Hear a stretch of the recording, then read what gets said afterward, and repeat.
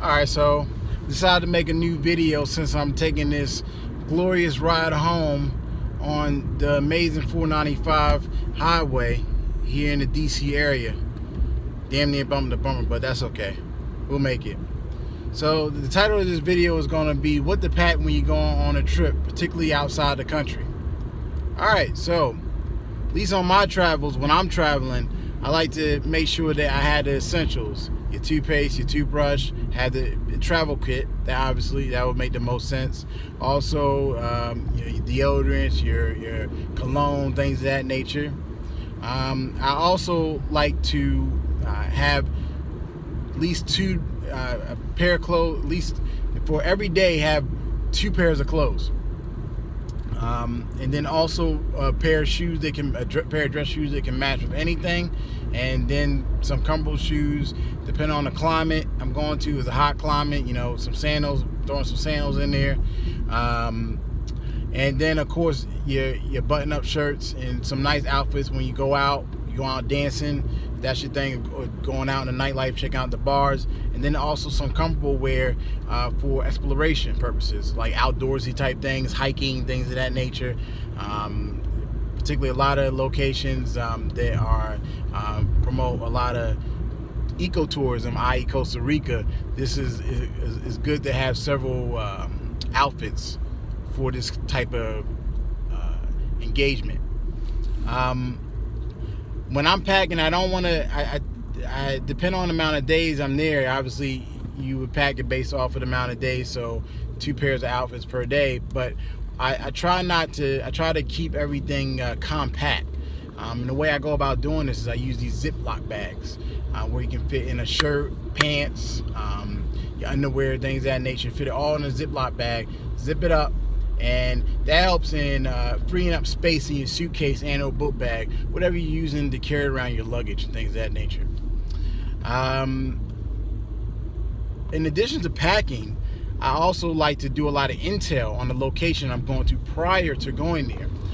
So the way I conduct this intel is I use the good old Google to read about different parts of the country, the best cities to go to for young adults, the best parts of the city to go to for young adults, particularly nightlife, because that's what I like to engage in when I'm traveling. Also the adventure type stuff, so the outdoorsy type thing, the historical things of that nature. Let's say I'm going to the Dominican. When I went to the Dominican Republic, right? When I was reading about the Dominican Republic, I was reading about 2 cities in particular that was very historic. One city in particular that had huge historical importance, Santo Domingo. One of the first cities in this region of the planet that had university set up post Columbus, or at that time President Columbus, post Columbus.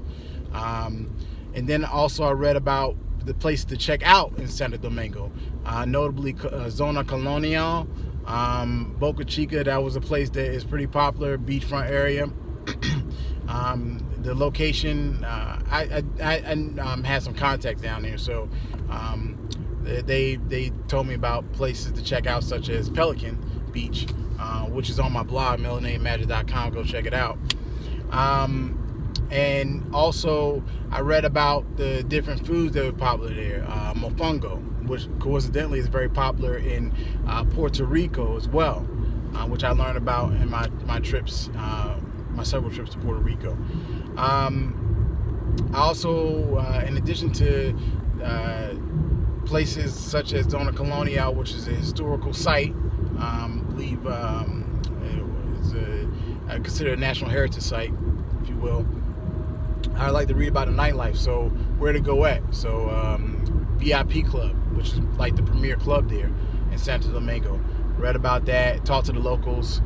They all concurred that was the number one spot to go to. In Zona Colonial, you have several bars.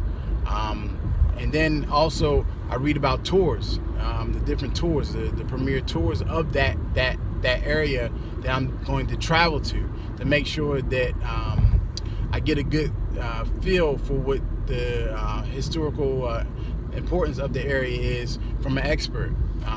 One of my favorite sites that I like to check on to find out the best tours to go to is Viator.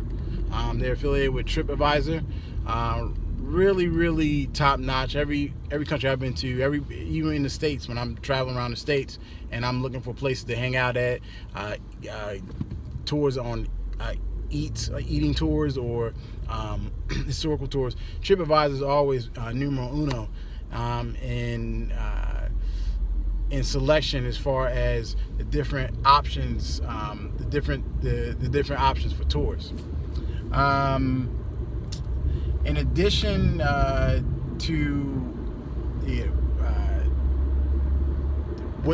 when I'm looking for different places to go to and Googling and go on Viator to look up tours, I also like to read different forums. TripAdvisor, they have several forums, but there's also independent websites online, different blogs where bloggers, vloggers on YouTube, they talk about the different experiences worldwide. Where are they going? How is the place that they're going to?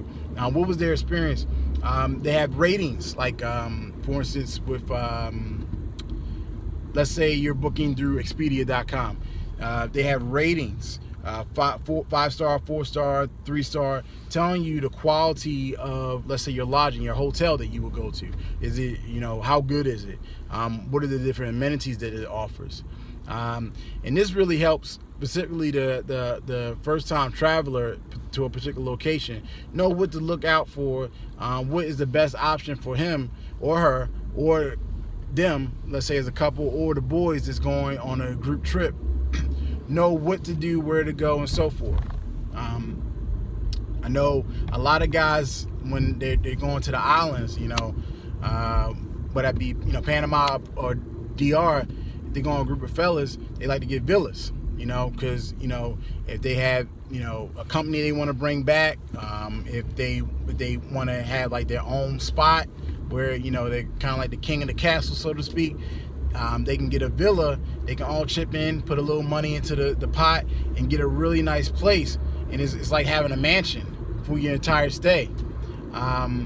So reading about, looking online, reading different forums, seeing where people stay at, seeing what housing arrangements they go about getting, it really helps in the traveler to make an informative decision, so that they have the greatest experience they can have when they're traveling.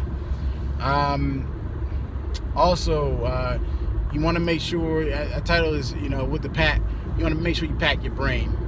You want to be mindful of how much money you're spending. You want to be mindful of where you're going. You don't want to venture off anywhere. And this is why doing your prior research prior to traveling helps. Google, like I said earlier, reading about the places to go to, places not to go to, just being informed, similar to what you would do in your home country. If you're in the United States, doing intel on where to go, where not to go, so that you don't become a target. So understanding what to the lingo in that environment, what to wear. A lot of times, like let's say you're going to some I don't like to use third world, so I'll say more like developing countries or less developed countries. You don't want to wear a lot of jewelry. You don't want to wear anything that makes you stand out, because then, I used the word earlier, you become a target. This is what you don't want on your stay. You don't want that to happen. Don't want to get shaken down. So be mindful of what you do and how you do it when you're traveling. And the internet, like I said, is a great resource for that. Talking to locals, the tour guides, a lot of times they can help you. When you are packing, in addition to your clothes, your toothbrush, toothpaste, things of that nature, your grooming items, clippers and so forth, you want to make sure you have an additional copy of your itinerary. If you're traveling outside the country, you want to make sure you have your passport. You also want to make sure that you have the funds that you'll need to be successful and enjoy while you're at the location. You don't want to go down broke on your trip, because that's not going to be too much fun. You're not going to be able to do too much. So you want to make sure you have the funds to engage in the culture, the lifestyle, and the environment in in general. Let's see.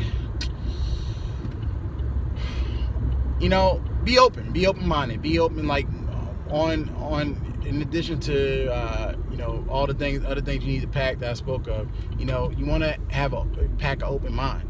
You're in a different country. They have their own ways of doing things. They have their own ways of carrying out business. And you want to be respectful of that environment, not disrespectful. You don't want to be like, oh, here back in the States we do it this way, and yada yada yada. No.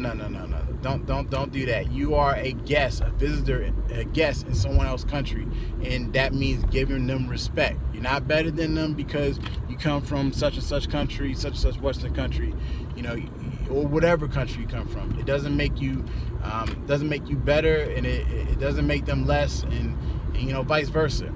So being respectful and courteous is very important. Being mindful of, like I said, the surroundings you're in, and just mindful of how you come off is very important. What else?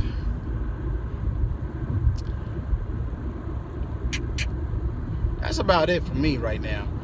I feel that these are some helpful hints and tips, or tips primarily, that will help and be beneficial in your trip wherever you go, particularly abroad. Till next time, take it easy.